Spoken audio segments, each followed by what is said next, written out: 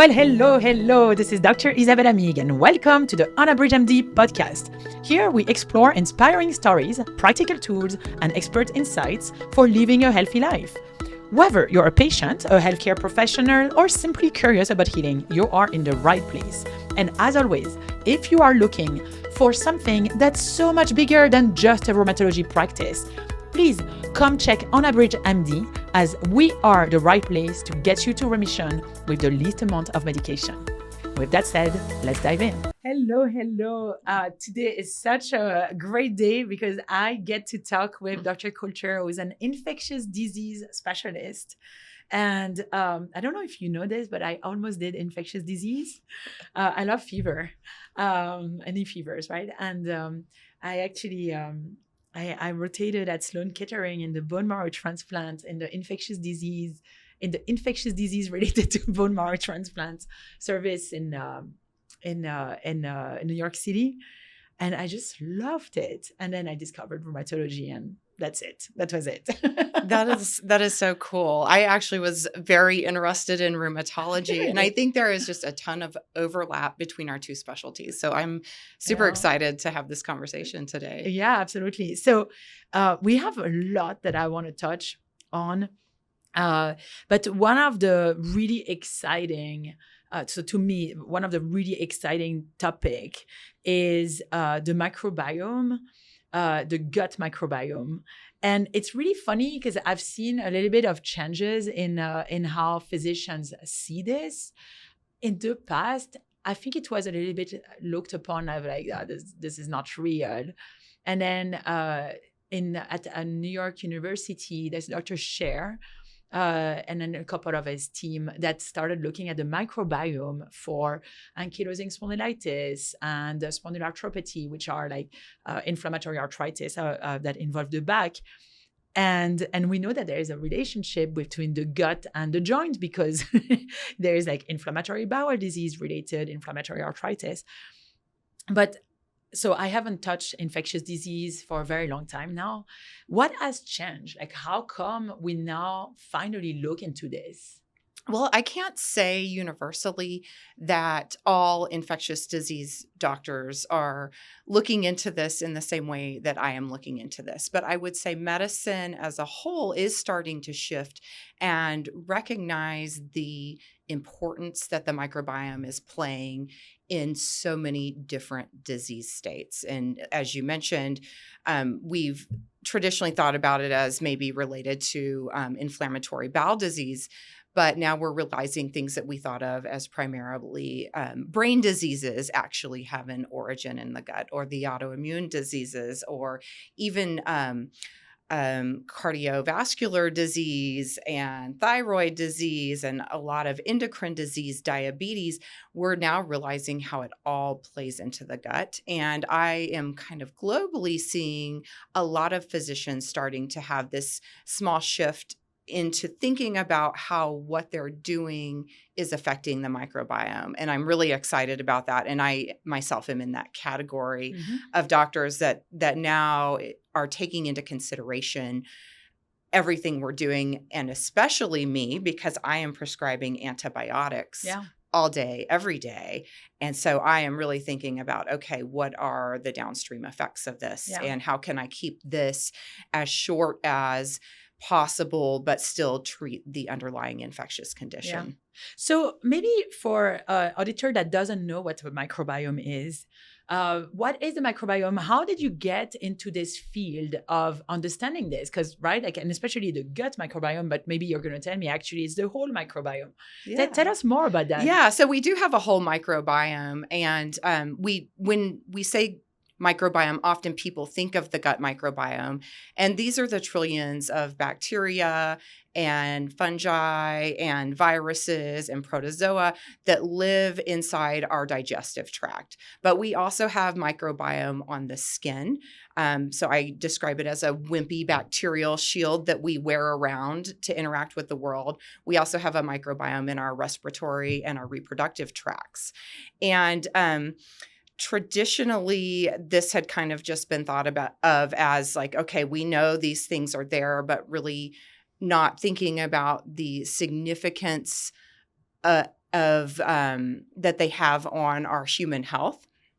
And so my personal journey started when I bought a ranch about 5 years ago, and it ended up being a much bigger property than I had intended to purchase.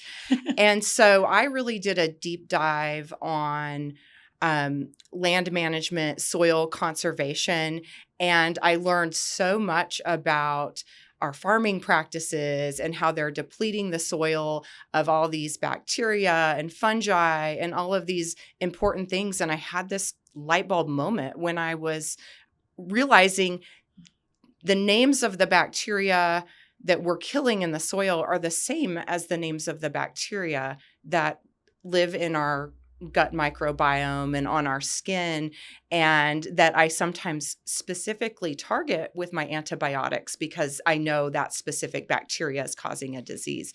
And so then I really looked into what's happening to the human microbiome and realized we are actually destroying our human microbiome much as we are destroying the microbiome of our planet with our modernized practices. And so that's what really made me an advocate for the human microbiome, but also for the planetary microbiome, because it's all related.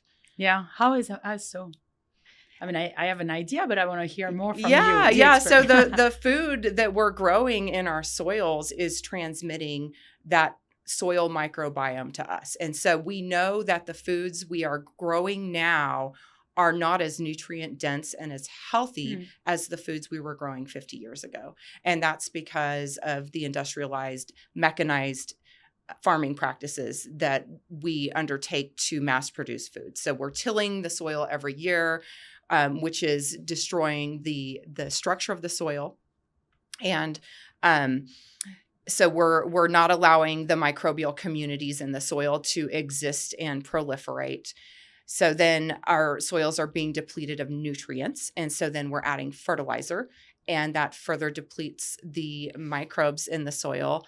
And then we're spraying our crops with pesticides because we're growing all the same crops. And then that's further depleting the microbial diversity in the soil. And then that's all being transmitted to us, the human that's then eating the food, or the animal that's eating the food. And so that's just one way in which we're vastly changing the human microbiome. Wow. I don't think I realized how big the impact was.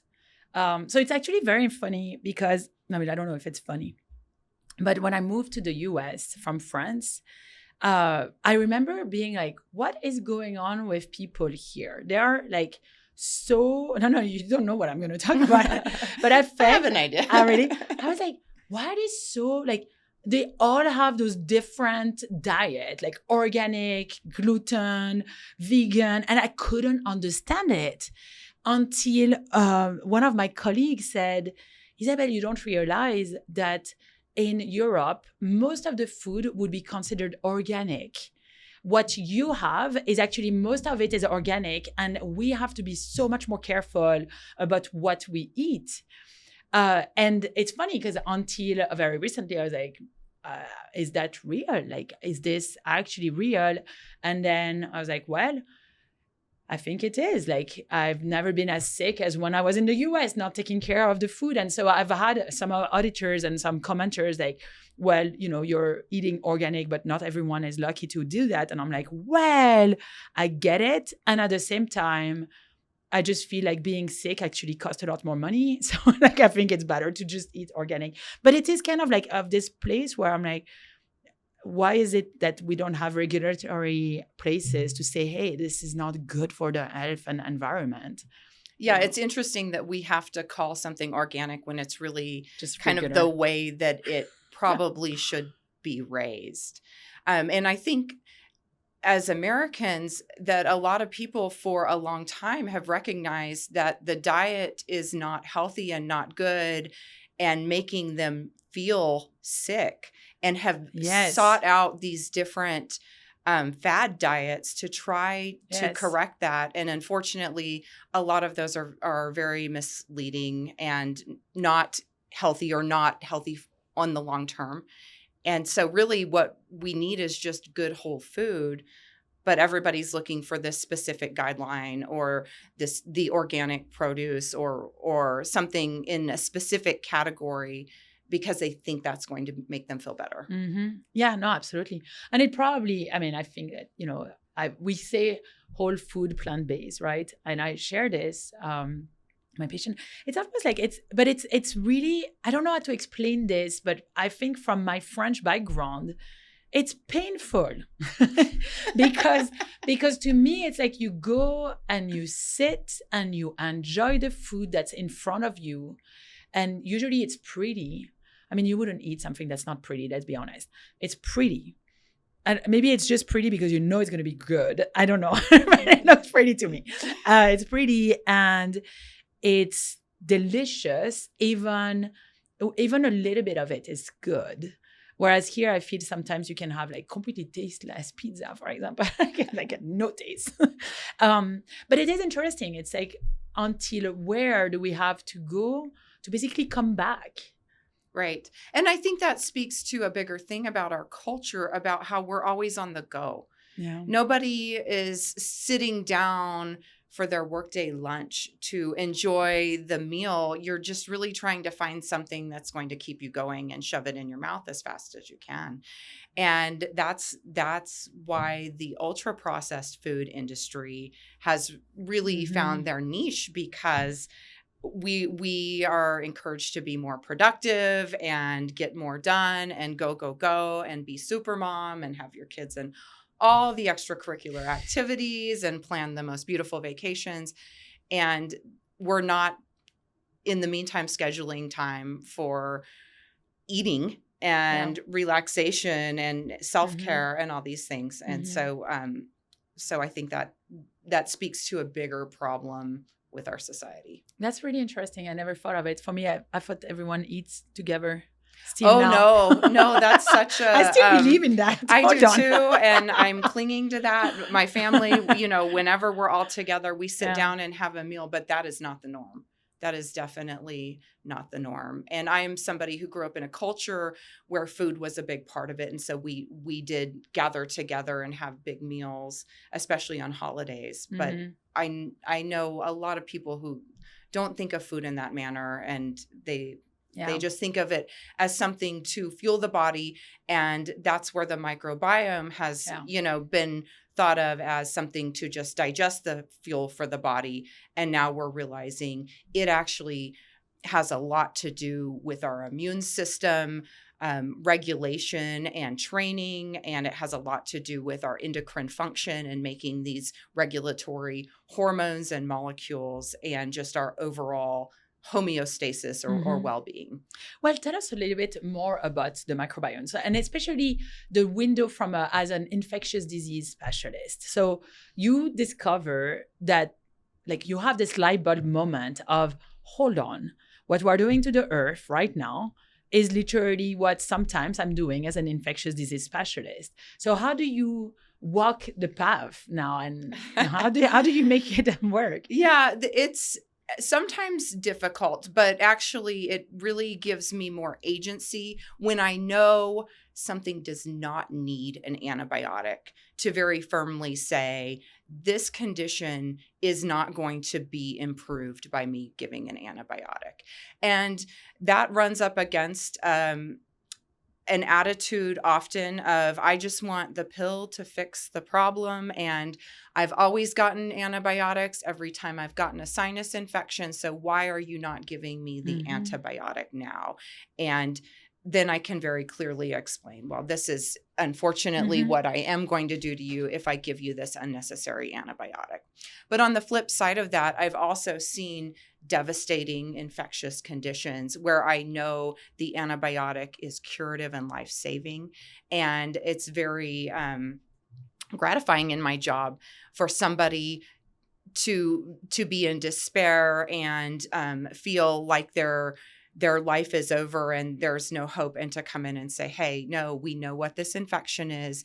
We have an evidence-based cure and it is available, and I have it for you right here. Yeah, and then to see them go from that state of despair to back to their normal health and enjoying their family and their life. And so So I know the power of the antibiotic, and I feel more empowered to wield it appropriately now that I know how important the microbiome is. Okay. And so when you're seeing someone, I mean, have you ever had, I mean, I'm sure you have, but how do you do, right? Like, so we know that there are some infection that can happen if you are giving an antibiotics and then you develop like Clostridium difficile, for example. And do you actually give the patients some sort of yogurt that they have to eat? What do you do? How do you manage that? Yeah, I have a conversation about what the antibiotics are doing, and also where other bacteria might exist on them that is going to be targeted. So, I might be treating a urinary tract infection, which are most commonly caused by E. coli, which is a gut bacteria that everyone has. And so I talk to the patient about, hey, we need this antibiotic to treat this condition. However, these innocent bystanders in your gut are also going to be affected. And so here are some strategies to mitigate that. And probiotic foods is absolutely one of those strategies, as well as keeping the course as short as possible while still being effective. I get a lot of questions about probiotic pills, and I do not encourage them. Some patients are already taking them, and likely they do not hurt, but I try to shift them towards probiotic foods. Because so which one are you thinking about? Which probiotic foods? Yeah, I have some idea. Yeah. The one that always comes to mind for me is sauerkraut. Most patients say yogurt, and yogurt is definitely one, but yogurt doesn't contain any prebiotic fiber. Yeah. And so we should talk about that. But sauerkraut, I think of kombucha. The culture I'm from, kombucha I love, actually, and a lot of people know what that is now. Pico de gallo is actually a fermented food that was popular where I grew up. And so there's lots of different ones. Miso is probiotic. I didn't know miso was probiotic. That's cool. I didn't know. I love pickled things. So pickled fermented vegetables and fermented pickles contain the live probiotics. Pickles made in vinegar still contain some of the benefits. So there's a lot of them out there that most of us eat day to day, and we don't even realize we're eating probiotic foods. Yeah. Yeah. And it is funny that it's the yogurt that came to mind, but you're right. Like the sauerkraut and all of those pickled food are super good. Yeah. So this is actually a silly question, but I do want to hear your answer. The theory of the sandbox. We removed the sandbox because we thought that the kids were getting infected because there was a sandbox. And then they were like, hold on, the sandbox is actually a good thing because now we're seeing all those kids with autoimmune disorder like asthma and eczema. And so they put back the sandbox where probably there are some cats that are going in there. I think that's part of the deal. But I almost wonder, right? Because as a rheumatologist, I've been to India. It's definitely can be dirty. But it's almost to this point of like, are we trying to be too clean? We are. Now, I will say, full disclosure, I will not have a sandbox in my yard. No, not in my yard, but I would put my kids in the sandbox. But I also don't have a house cat for the same sort of reason. There's probably cats in here. But yes, absolutely. I think we have gone a little off the deep end on cleanliness and specifically hand sanitizers. And I find it interesting when we have these outbreaks of certain conditions that are resistant to hand sanitizers, like certain viruses, respiratory viruses that will be resistant. And I'm like, see, this is what happens is the pathogen still finds a way. But we know, and I remember this study from medical school, that kids that grew up on farms had lower incidence of asthma and dermatitis. And it made me think of my own upbringing and just playing in the dirt and the trees and the ditches. And so that's very much the approach I take with my own children.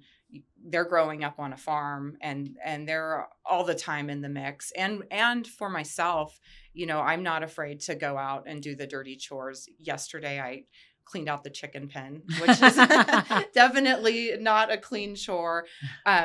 And then, of course, go and clean up after that, but not being afraid to go in the garden and to interact, because you do pick up some of your microbiome from those types of things. Microbiomes are very region specific. They're very person specific. And the more exposure and diversity that you can get in the microbiome, the healthier it is going to be. I don't know why I was thinking of honey, yeah. because it's I had a neighbor one day. She comes to my house and she's like, "Can I think my bees are in your yard?" And I'm like, "What?" and like, fair enough. There's like a bee. How do you call that when there's so many? There's a hive. The swarm. There's a swarm, like literally playing, not looking happy on top of my kids' playground, like in the yard. And I'm like, "Please go and grab your bees," right? And so she went and get the bees, got the queen, so then gets all of the bees back, and gives it to her brother. And brings I love that. Brings honey. And what was so cool is that the honey tasted the way it smelled in the neighbor. And so I'm just thinking, oh, this is the same for the microbiome. Totally. It's the same That thing. is so amazing that you could pick up on that. And I'm not surprised. If you've ever eaten a fish from like a local pond or stream, you can taste that in there. Yeah. And really, going back to the organic vegetables, what we really should be seeking out is local vegetables, things that are grown in our environment. But it's not super easy in an urban environment, is it? They're around. You do have to seek it out, but there really are a lot of farmers markets and pop-up farm stands. And I even get a box called Let's Farm Colorado. No, what's it called? Farm to Fork, Colorado. There is a program called Let's Farm here as well, but the box delivers on Tuesdays vegetables to my doorstep. Yeah, that are supposed to be local. I'm not quite sure if they all are. We have to look. It's I don't know where we grow bananas in Colorado, but no, that's funny. And so, so now that you've been starting to look at, that you've looked seriously into the microbiome, what have you seen? Like, have you actually seen a difference? I'm sure you have. In the way people respond? Yeah. Yes, I see that when we can do the shorter courses of antibiotics and focus more on nutrition and nourishing the microbiome, we actually get more of the outcome that we're looking for. And so one of the challenges, as I am in currently a traditional insurance-based practice, is that insurance companies are not paying for my time doing nutritional counseling during the visit. And that's what I found the patients really need and want to talk about.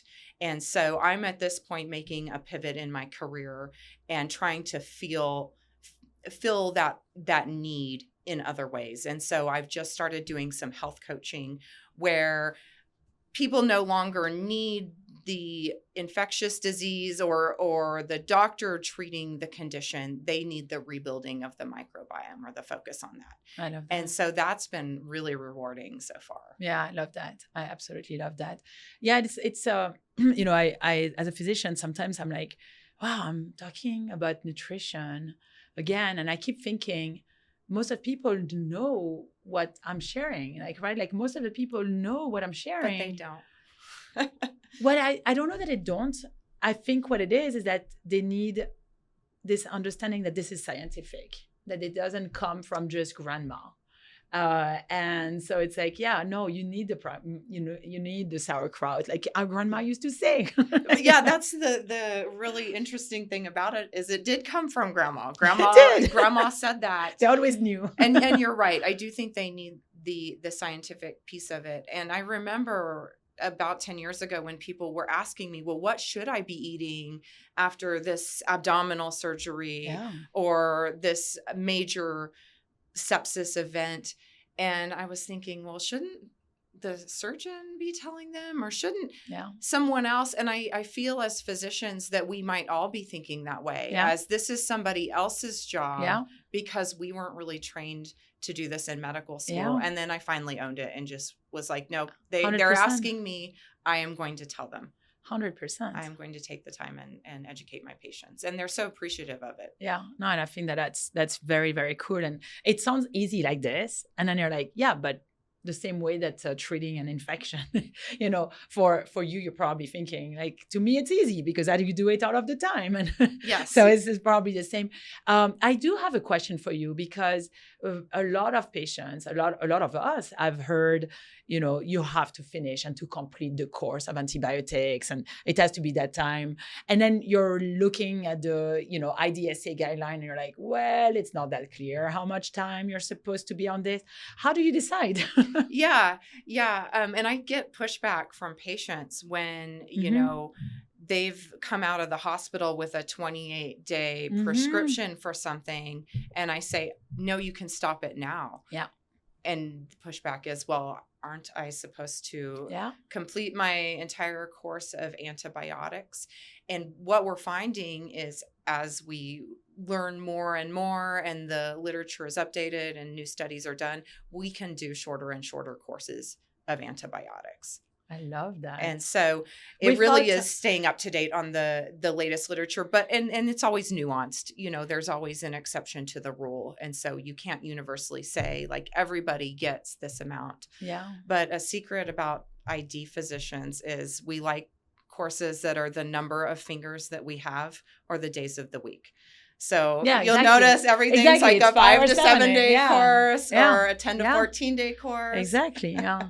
Yeah, it is funny. And, but it's interesting because, when I remember this, like where you would learn this as in the literature, like in other literature, like the public would know you have to finish all of the antibiotics. The antibiotics are not automatic. That's the French slogan. Les antibiotiques, c'est pas automatique. It's really cute. Anyway, sorry. The antibiotics are not automatic.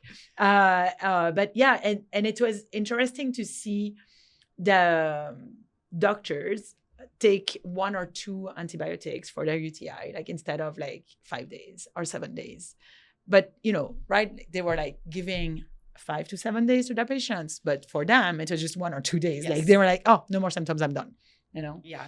And some of that is born out of you not being able to, in the outpatient setting, see the patient on day 3. You're not going to bring them back until a week from now. And so I might know, hey, we're not ready to stop yet. So let's go for 1 more week on antibiotics. Interesting, right? And if patients knew where we were learning those things from, like they would be like, oh, wait, hold on. I think that's an important notion. I think that realizing that this is what we know with what we have, and it depends on the patient. Are they immunocompromised? Are they on a biologic? Do they have a rheumatologic disorder? Like those are different patients than are they over 65, 70? That there is, different cases and different scenario for sure. I want to switch gear. You know what I want to talk about. I want to hear about your opinion as an infectious disease specialist about post-COVID and chronic Lyme. Honestly, because post-COVID I feel pretty good, but we can talk about this, but it's the post-Lyme. I do have patients that come sometimes and want to be evaluated and treated for Lyme. And it's really tricky to me because there's not a lot of actual physician that will see. Like even I think if we refer them to infectious disease, they won't take them. We will block them. Yeah. So explain, because this is so important. Yeah. Explain why you block them. Not you, but infectious disease. As a society. Exactly. Yeah. So tell us a little bit, and maybe let's talk about Lyme more than, this is really what I'm interested in. Yeah. Both of these syndromes are in a group of infection-associated chronic conditions. And we also see things like chronic fatigue syndrome in there. And we see this with other infectious conditions. I really feel like COVID is what brought this whole situation to light But it's been going on for a long time with the chronic Lyme or the post-treatment Lyme disease syndrome patients. And what's happening is we are experiencing an infectious agent, and the body is responding with an immune response. And then the infectious agent is treated, but the body continues to respond with an immune response. Mm-hmm. So now we have modified the immune system in such a way that it feels like it still needs to attack these certain areas. And so we see things like fatigue, myalgias, arthralgias, cognitive decline or fogginess, and just generally feeling unwell, difficulty with exertion, like extreme fatigue with exertion. And the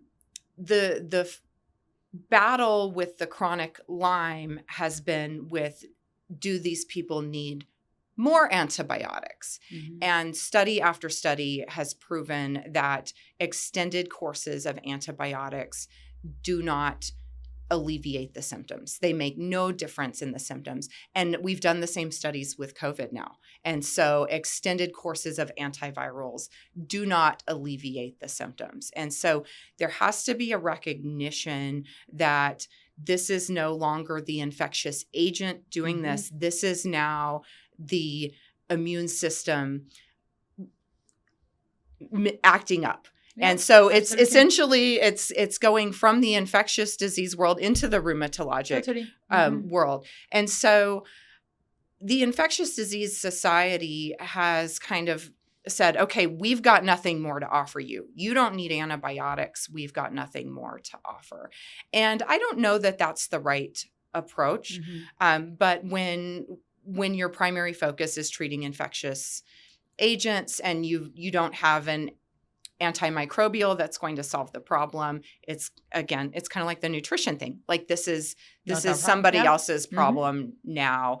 And so there's actually some really interesting research about the microbiome in all these conditions. And I found a paper just recently. There is a distinct signature in the post-Lyme disease, in the post-treatment Lyme disease syndrome of changes in patients' microbiomes compared to normal people that are not having these symptoms. And so when you control for the fact that they have had antibiotics to treat the Lyme disease, we're still seeing differences that we wouldn't expect to see. So the question is, did those differences exist prior to getting the infection and they predispose this patient to now having these chronic symptoms? And that would fit well with our terrible Western diet with lots of ultra processed foods and very little fiber? Or is it a shift that was made after the fact of the infection? Mm-hmm. And so unfortunately, there are some clinics out there that will put people on antibiotics for a year. I know. And I understand wanting to try to make people feel better and saying, oh, what could be the harm? But the harm is those antibiotics are further destroying their microbiomes. And so we're potentially doing a lot more harm than good. And also not solving the problem in the end. Mm-hmm, mm-hmm. Yeah, it's a really, this is where I love infectious disease and rheumatology, because to me, it's just a different spectrum on where you are.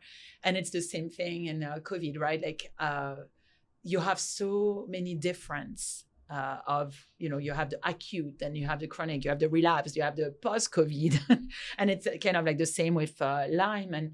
And what I find really tricky is that sometimes it's not right. Like I had a patient not so long ago who had like typical inflammatory back pain, typical inflammatory arthritis, and I was like, well, your Lyme is come back negative. This is not acute Lyme. Let's treat what's happening now, which is this inflammatory arthritis. The inflammation. Yeah. And no, it would not. I prefer to be on antibiotics, which I didn't offer. So he was very upset. And, went into another clinic that's not, run by a physician, but, it's okay. Like at the end of the day, I think what's important is to realize that it's not clear cut, and that, we're just trying. And like I feel like we're looking from our standpoint, from a rheumatology standpoint. If you have an inflammatory arthritis, I treat the inflammatory arthritis. What's interesting is, for COVID, for example, we use rheumatologic drugs. Yes, right? yes, right. So it's just COVID. For COVID, it was almost so obvious because the reaction was so high, the cytokine storm with the fevers and without much infection anymore at the point, and the joint pain, some skin rashes and all this. And you're like, okay, this is clearly a cytokine storm. We rheumatologists know how to deal with this, right? And then you're treating with biologics, like the way we treat our, severe rheumatologic inflammatory arthritis. But it's interesting because I think it's allowed us to look at other conditions in a different way, where we're like, oh, hold on, am I missing that? Because I think it was kind of a hot potato. It's chronic Lyme. No, it's not me. No, it's not me. No, it's not me. No, it's not me. And it's like, okay, hold on. Who can help? Right. I do think the long COVID studies will advance our knowledge and our treatment so much. And so I'm not excited that people have long COVID, but I am excited that it's come to light, because this does exist in a lot of post-infectious syndromes. Yes. Not just Lyme. I see it with Rocky Mountain spotted fever. I see it with UTIs, severe sepsis sometimes, where people just are not bouncing back long after you expect them to recover. And so I am very hopeful about the direction that we're going. I really am hopeful that we are going to clean up our diets a bit and notice how these things that we're adding into food are really very foreign and not good for us. And hopefully we will start to reverse a lot of chronic conditions and stop this kind of thing from happening before it spirals more out of control. Yeah, I appreciate it. Well, that's such an interesting conversation. Like, thank you so much.